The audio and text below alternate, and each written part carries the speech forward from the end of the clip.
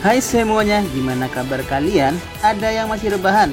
Nah, kalau masih ada, sini gue dongengin dengan alur cerita film yang seru. Nah, pada video kali ini gue akan menceritakan sebuah film dari Korea yang berjudul My Wife is Gangster yang dirilis pada tahun 2021. Film ini menceritakan seorang wanita yang merupakan seorang bos gangster. Namun apa jadinya jika bos gangster tersebut melakukan pernikahan dengan seorang laki-laki biasa yang tipu? Gimana kisah lengkapnya? Tontonin video ini sampai habis ya guys. Namun seperti biasa, sebelum kita lanjut ke alurnya, silahkan klik tombol subscribe terlebih dahulu biar genap 1000 nih guys. Oke, makasih.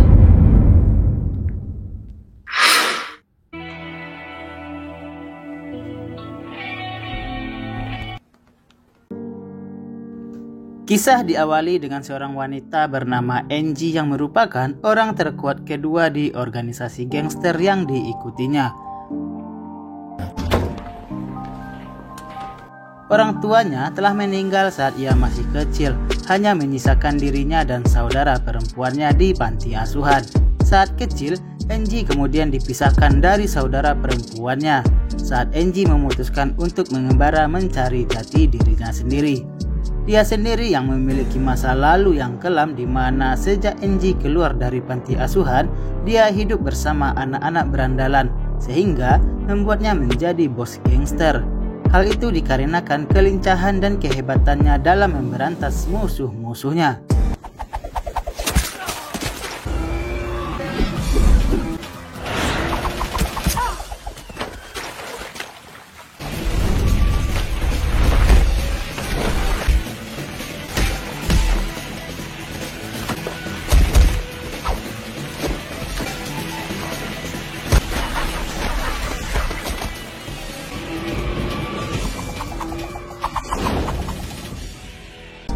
Suatu hari Angie kemudian mendapatkan laporan dari salah satu anak buahnya bahwa mereka telah menemukan seseorang yang Angie cari selama lebih dari 15 tahun yang kini sudah berada di rumah sakit. Mereka pun kemudian segera berangkat ke lokasi tersebut, dan ternyata orang yang dicari tersebut adalah saudara kandungnya Angie yang sejak kecil terpisah.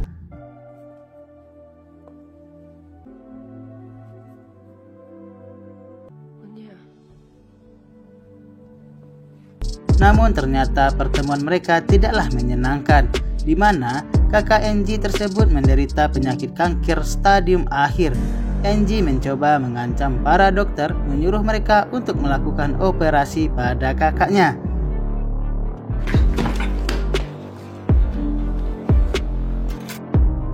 Namun para dokter mengatakan kepadanya bahwa hal itu tidak ada gunanya. Kanker yang diderita kakaknya sudah tidak lagi bisa disembuhkan.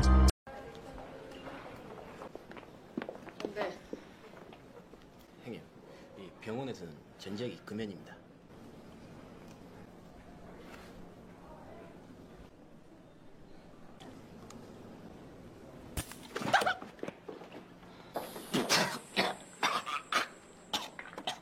지트냐는 새끼야, 용서 없어. 예 형님. Angie kemudian bertemu dengan kakaknya kembali, di mana sang kakak kemudian meminta satu permintaan dari Angie, di mana ia ingin melihat pernikahan Angie sebelum dirinya menghembuskan nafas akhirnya. Setelah itu Angie kemudian kembali ke kantor pusatnya. Bawahannya kemudian terkejut mendengar permintaannya. Dia meminta bantuan dari mereka untuk mencoba dan membantunya menemukan pria impiannya demi kakaknya. Salah satu bawahannya yang bernama Bada mencoba membantunya dan mengundang seorang penata rias ke kantor pusat. Penata rias mulai merias wajah untuk membuatnya lebih mirip wanita karena gayanya yang agak maskulin. Penata rias juga memberinya beberapa tips tentang cara merayu seseorang pria setelah melihat betapa buruknya pembicaraan manis Angie.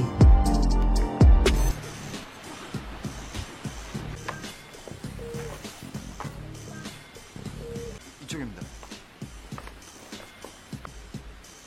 예.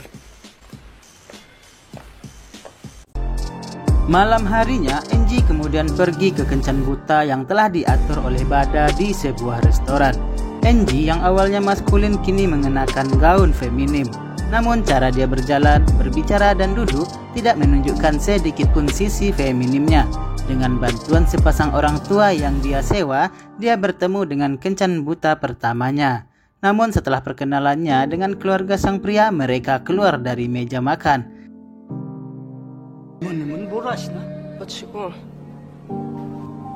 오빠, 언제까지 결혼할 수 있어?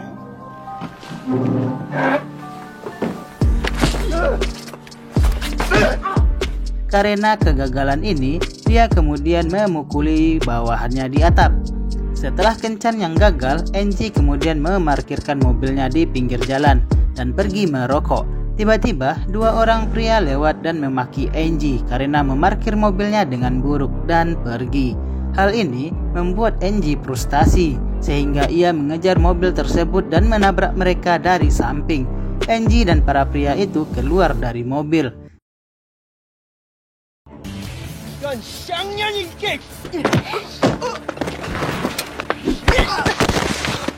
Dia menendang dada pria-pria itu beberapa kali, menyebabkan mereka melarikan diri. Angie kemudian mulai menabrak mobil mereka yang menyebabkan mereka berbalik dan mencoba memukulinya. Tiba-tiba, seorang pria bernama Kang Su yang turun tangan dengan mengatakan kepada mereka bahwa mereka tidak boleh memukuli seorang wanita. Saat dia mencoba melindungi gangster tersebut, kepala Kang Su justru terkena batu bata yang dilemparkan oleh Angie. Akibat insiden itu, dia pun segera dibawa ke rumah sakit. Setelah dia diberi perawatan, Bada pun berpikir bahwa dia bisa menjadi kandidat yang baik untuk kencan buta lainnya untuk Angie. Setelah beberapa penyelidikan tentang latar belakang Kang Su, kencan buta lainnya pun diatur untuknya. Kali ini kencannya berjalan lebih baik, di mana Angie bertanya apakah dia ingin menikahinya. Kang Su tidak merasa takut dengan permintaan yang mendadak itu. Namun ia pergi meninggalkan Angie untuk beberapa saat untuk memikirkannya. 잠깐만 계세요? Angie kemudian pergi ke kamar mandi, di mana dia disergap oleh dua pria dari geng saingannya, yaitu Hiu Putih.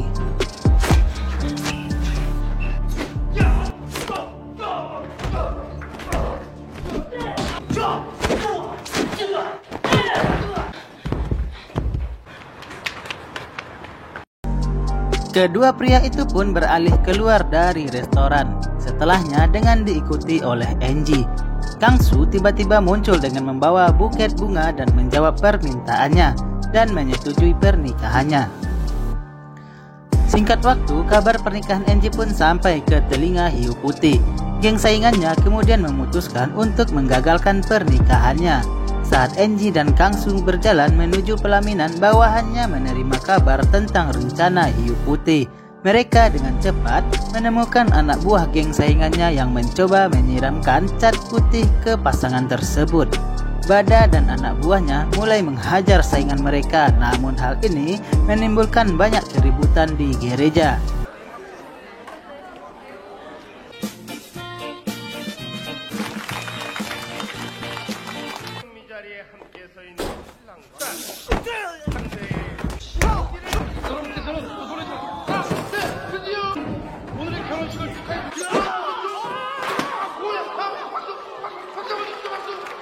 Pernikahan yang masih berlangsung ini agak hancur karena kekacauan dan gangguan yang diciptakan oleh kedua geng tersebut.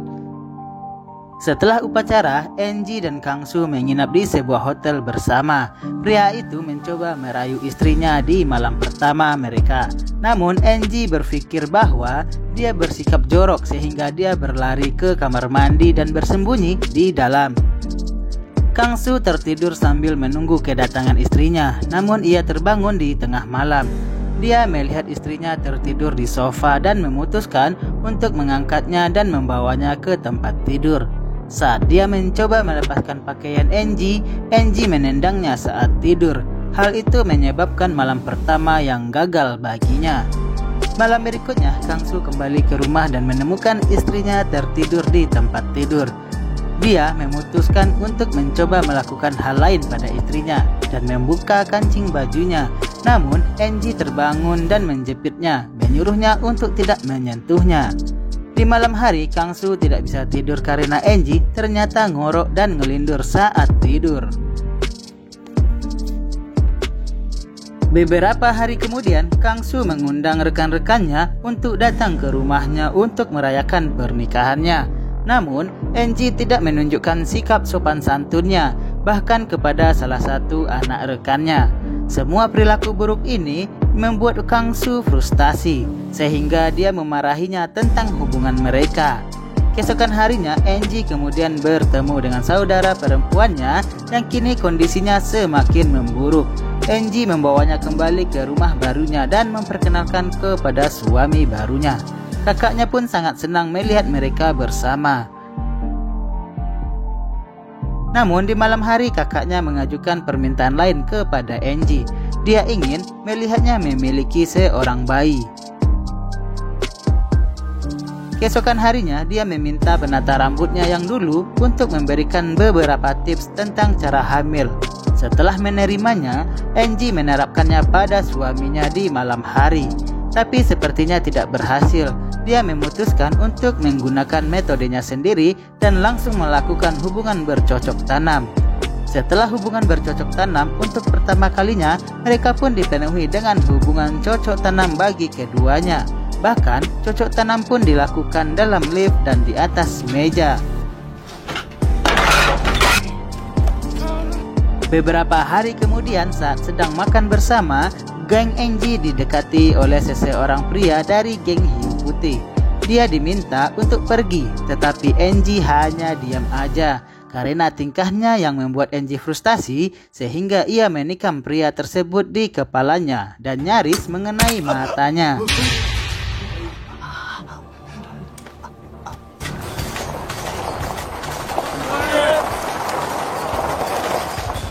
Keesokan harinya pertemuan antara kedua geng pun diadakan karena insiden kemarin.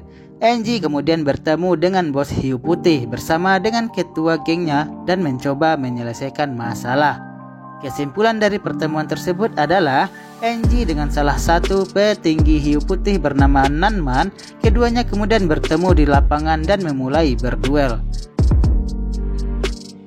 Nanman berhasil melakukan serangan pertama, mendaratkan luka di pipi Enji dengan pisaunya. Nanman kemudian berhasil menendang salah satu pisau Enji menjauh darinya.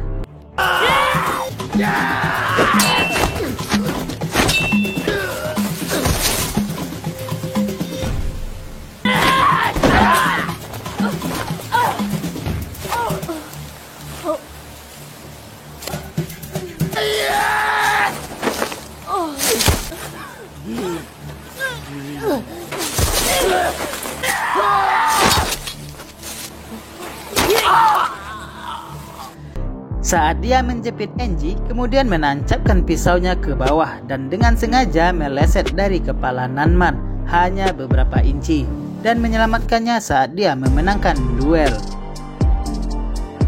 Di malam harinya, Enji mengobati lukanya di rumahnya. Kang Su kembali ke rumah dan segera bergegas ke sisinya untuk membantunya. Dia juga memberitahu bahwa kakaknya berada di rumah sakit karena kondisinya yang semakin memburuk. Keesokan harinya, Enji kemudian pergi ke apotek membeli salep dan juga alat tes kehamilan. Setelah dites, hasil tesnya positif dan dia berbagi kabar gembira kepada saudara perempuannya. Kakaknya pun ikut senang dan meminta Enji untuk segera memberitahu suaminya. Enji kemudian menelpon Kang Su. Dia sedang bekerja, hanya menyuruhnya untuk pulang lebih awal.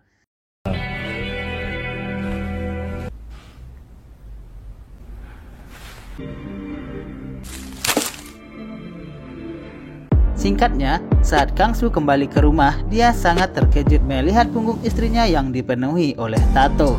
Enji kemudian menjelaskan semua kebohongan yang telah dia lakukan kepadanya, dari mulai pekerjaannya, alasan sebenarnya dari pernikahan mereka, dan lain-lain. Kang Su pun setelah mendengar hal itu akhirnya memaafkannya, namun memintanya untuk berhenti dari pekerjaan yang mana ia menolak karena hal tersebut telah menjadi identitasnya. Keesokan harinya kakak Enji pun dalam kondisi sangat kritis. Enji tetap berada di sisinya dan dia diminta untuk hidup bahagia bersama Kang Su sebelum kakaknya meninggal beberapa saat kemudian. Malam hari pun tiba dan di tempat lain Bada sudah menunggu kekasihnya merencanakan kencan setelah dia selesai bekerja. Sambil menunggu pacarnya selesai bekerja, tiba-tiba beberapa berandalan jalanan berkelahi dengan Bada dan berhasil menikam perutnya lalu melarikan diri dari tempat kejadian. 이 새끼들 아주 설정거리고 있네.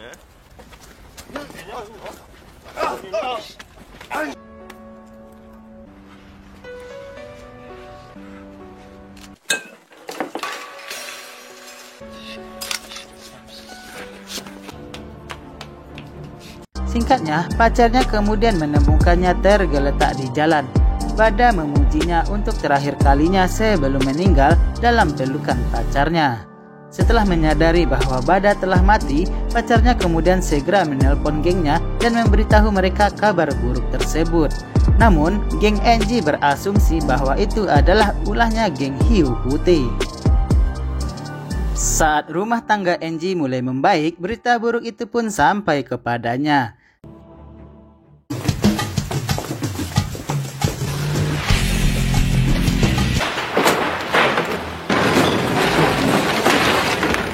Di lain tempat, anak buahnya, gengnya menerobos masuk ke markas geng hiu putih untuk membalaskan dendam.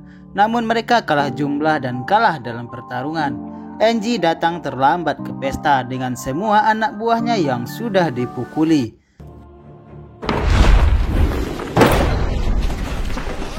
이놈이 비겁한 줄은 알았지만